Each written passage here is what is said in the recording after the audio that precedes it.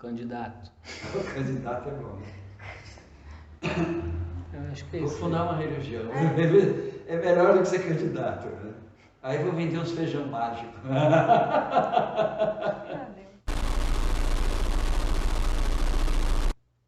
Tadá!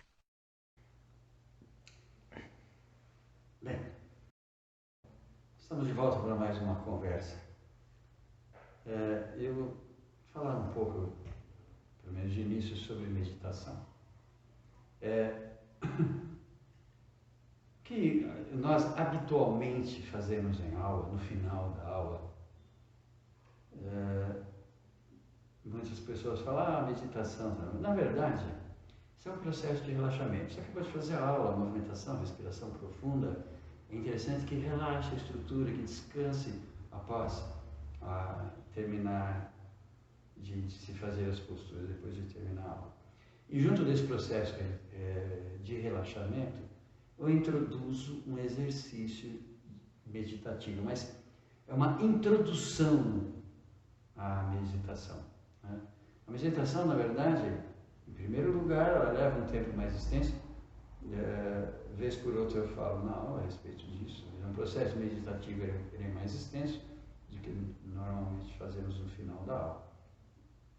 E, além de ser mais extenso, lógico, você deve sempre começar com ritmo respiratório, relaxamento, né? E voltando o teu foco de atenção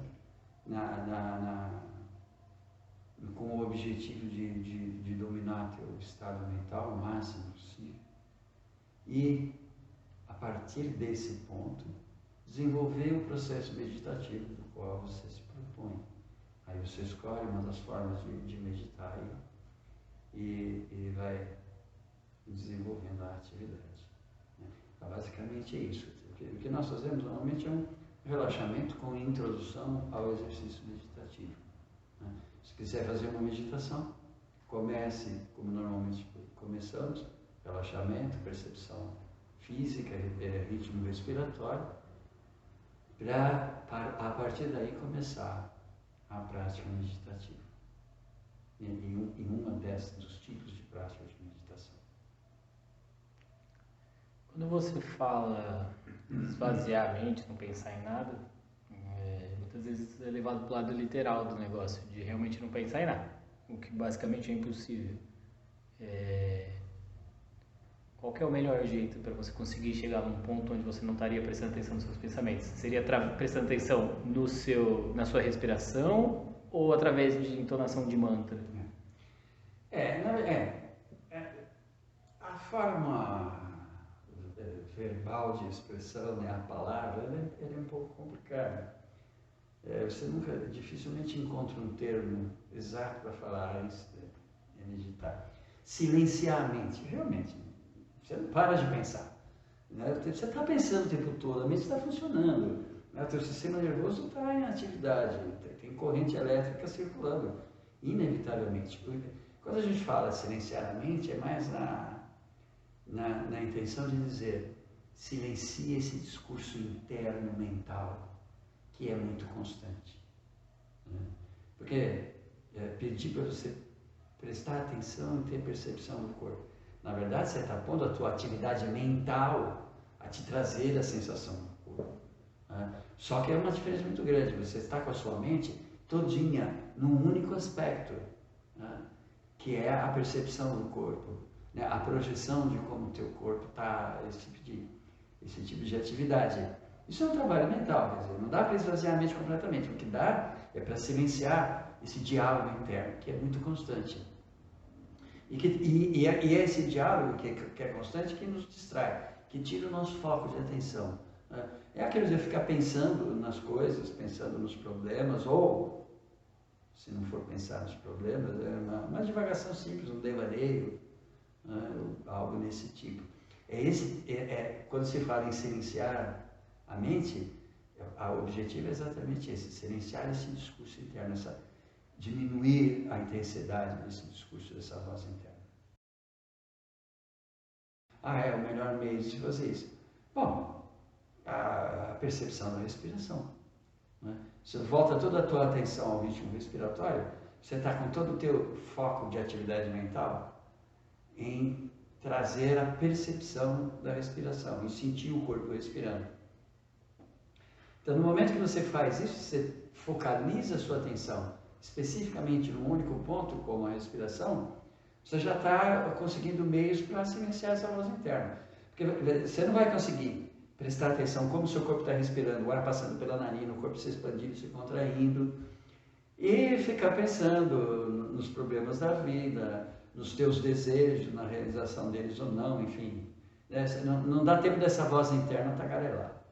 Né? Então, é foco de atenção, ritmo respiratório, a própria percepção da estrutura física, mas o ritmo respiratório é mais fácil, é a parte mais fácil. Durante o relaxamento que você faz, que a gente manda, geralmente a gente faz deitado para conseguir alcançar o relaxamento melhor. Para a meditação, muitas vezes pode dar sono. Isso. Por estar deitado e por sono e frio, né? Porque vai diminuir um pouco do batimento cardíaco, está deitado. Um pouco, né? A temperatura do corpo cai. Qual que é a postura ideal ou a melhor postura para você conseguir estar confortável, sem sentir dor, mas também te ajudar no processo meditativo? Eu sempre falo isso, né? Meditar, deitado ou sentado relaxadamente, de forma muito confortável, é um problema. A probabilidade de você durma no meio do processo é muito grande. Aí o exercício se perde. Por isso que insistimos aí na prática do yoga, insiste muito na postura de lótus. Apesar de eu sempre falar em aula que prática de yoga não tem muito a ver com você ficar sentado em lótus, é uma prática dinâmica e tudo mais, mas o sentar em lótus é importante para que eu eduque meu corpo à posição. E eu costumo dizer também que toda a movimentação, toda essa elasticidade, relaxamento, a maleabilidade do corpo é buscada exatamente para você conseguir sentar no lótus de forma relaxada, sem judiar do corpo. Quer dizer, tendo a possibilidade de permanecer um tempo mais extenso sentado nessa posição, porque você não vai conseguir dormir sentado em lótus, é impossível, né? Porque apesar de você conseguir dominar a situação, né, dominar a tua condição física, ela não vai ser uma postura confortável nunca. Eu costumo sempre brincar em aula, depois brincar com a turma. Quem diz que postura de lótus é confortável é mentiroso. Não é confortável. O que é possível é você ter domínio sobre o seu corpo e permanecer um longo período nessa postura. Mas o ideal é o lótus. Porque no lótus realmente você não corre o risco de dormir, né? E tem a possibilidade de relaxar e manter a estrutura física equilibrada. Eu entendo que a respiração ela é uma parte do processo muito importante e através dela a gente consegue não só manter o calor do corpo, né, com o controle da respiração, mas em algumas postagens, em algumas matérias dizem de alguns monges que sentem calor no corpo, que elevam a temperatura, ou às vezes mesmo até algum formigamento em algumas regiões do corpo devido ao processo meditativo.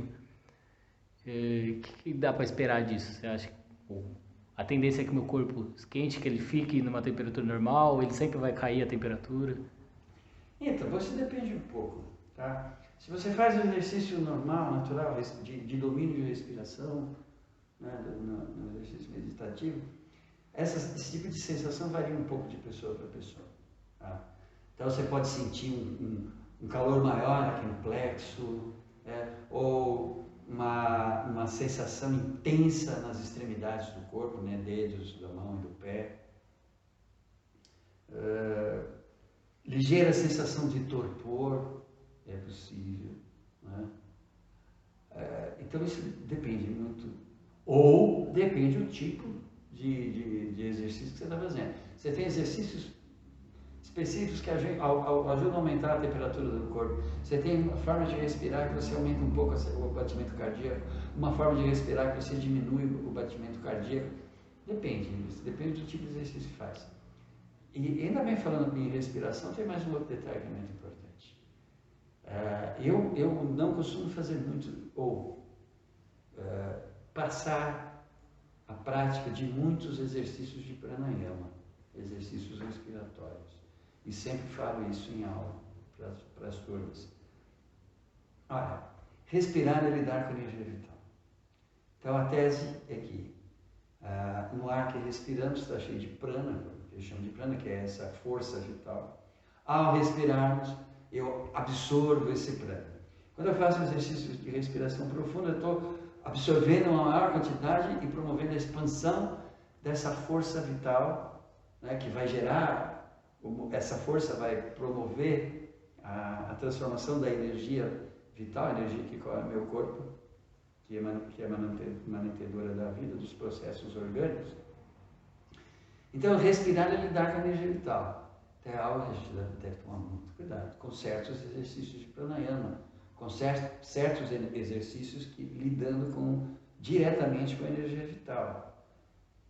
Para alguns exercícios, na verdade, a maior deles, de fato, a gente tem possibilidade de fazer alguns exercícios. A maioria não. Por quê? Para se fazer esse tipo de coisa, lidar com esse tipo de força, de energia, você tem que estar preparado. O tipo de vida que a gente leva, dificilmente a gente vai estar preparado para isso. Porque você tem que estar sempre tranquilo, sossegado, ter suas práticas de Hatha Yoga com muita tranquilidade, sem atropelo de tempo, sem ter que maximizar o tempo do seu dia, né? Esse tipo de coisa. E outra, tem uma dieta muito rígida, muito controlada, extremamente rigoroso o controle sobre dieta. Não só o que você come, a qualidade em que você come, mas também a quantidade que se come. Então, exercício de pranayama mais aprimorado, mais sofisticado, digamos assim, eu não aconselho. Exercícios simples de domínio de respiração, alguns exercícios para limpeza e fortalecimento do aparelho digestivo, tudo bem. A mais disso, eu realmente não... E não é um pensamento meu, não, é uma corrente de pensamento, de pensadores que traz nesse sentido. No mês passado, no começo desse mês, não lembro direito, saiu uma entrevista, uma matéria na verdade, falando que teve um dia internacional de meditação por alguma coisa, e nesse dia foi observado um pico maior de ondas magnéticas ao redor da Terra, coincidentemente com essa data das meditações. Então foi entendido que isso aconteceu através da meditação. Qual que é a sua opinião? Você acha que é isso mesmo? O que acontece fisicamente e energicamente quando... Influencia, sim. E não é só isso. Em outra oportunidade, se não me engano, foi feito em Nova York essa experiência. Fizeram um processo de meditação coletiva, muitas pessoas espalharam a notícia. E era uma meditação em favor da paz, da não violência. Coincidentemente ou não, durante o período que começou a meditação até algumas horas depois, para o dia seguinte, os índices de violência diminuíram na região. Né? Então, certamente tem influência, mas como? De que forma? Olha, meditação, eu estou lidando com a minha capacidade mental, estou lidando com a minha mente, em consequência também com o trabalho do meu sistema nervoso. E isso é emanação de campo eletromagnético. Né? Pensamento é emanação de ondas. Então, certamente, o processo meditativo que lida com essas questões vai influenciar com o meio, sem a menor sombra de dúvida. Quanto mais pessoas meditando em torno de um único tema, de um único motivo, maior aquela sensação, ou maior aquela intenção se apresenta no meio. Se você faz sozinho em sua casa, você pode ter certeza, o teu ambiente de meditação, a sua casa, vai ficar impregnada realmente com esse tipo de emanação eletromagnética, com esse tipo de vibração. O pessoal costuma dizer, eu não gosto de usar muito termo de vibração, energia. Não é bem assim. Mas de forma rasa, são termos que a gente consegue entender bem. Né? A vibração do ambiente, a energia do lugar, fica boa. Ou seja, a circulação do campo eletromagnético fica mais equilibrada, mais harmoniosa. A ideia é que a gente faça uma série de postagens sobre meditação, com perguntas, entrevistas com você, a gente falando um pouco mais. Então acho que para finalizar seria legal, a pergunta mais interessante agora para o começo. Qual é a melhor meditação para mim começar a meditar e me aprofundar nisso? É ativa, passiva, com mantra, silêncio? Então, a melhor forma de começar depende. Depende de cada pessoa. Tá? Há pessoas que têm maior facilidade em sentar e ficar quieto e meditar dessa forma. Ótimo.